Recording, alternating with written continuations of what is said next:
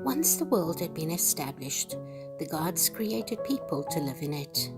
As Odin and his brothers walked along the seashore, they came upon 2 tree trunks and created a man and a woman from them, named Ask, or the ash tree, and Embla, possibly elm or vine, respectively. The gods then gave them breath and life, consciousness and movement, and a face, speech, hearing and sight.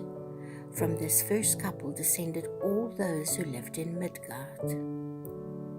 The credit for creating the social classes goes to the god Heimdall, about whom little is known, but who must have been important within the Norse pantheon.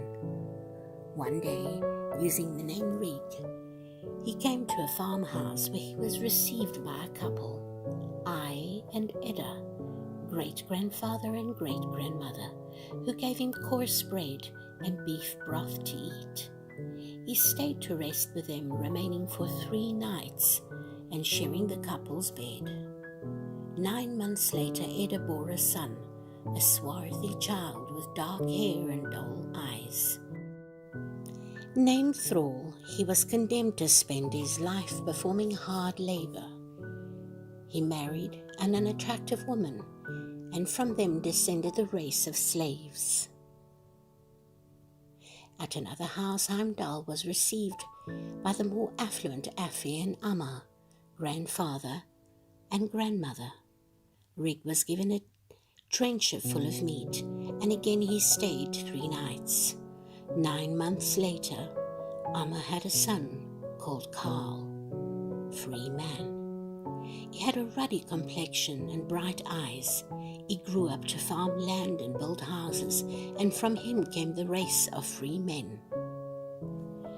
Rig finally came to the home of a 3rd couple, Fadir and Modir, father and mother, who laid out sumptuous meal of bread, meat, poultry and wine. As usual, Rig stayed for 3 nights, and 9 months later, a boy was born, who was named Jarl, or Earl. He had flaxen hair and a fair complexion, and his eyes glittered like jewels. Jarl grew up, accomplished in all aristocratic pursuits, skilled in the use of weapons, and in riding, hunting, and swimming.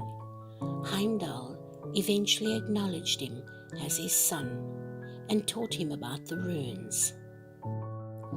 Jarl became rich and was married to a beautiful woman. The nobility descended from their children.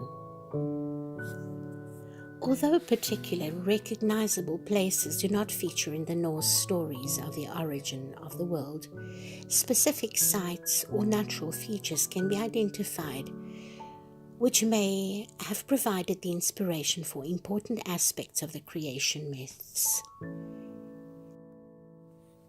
It was in Iceland that most of the myths took the shape in which they have survived until today. The idea of intense heat meeting cold to generate life could well have originated in a place where this unusual juxtaposition is commonly seen.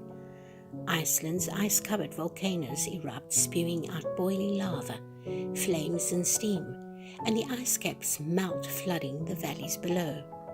Other elements of the creation myths may be associated with a place that the Romans, as explained by Tacitus, described as holy to the Germans.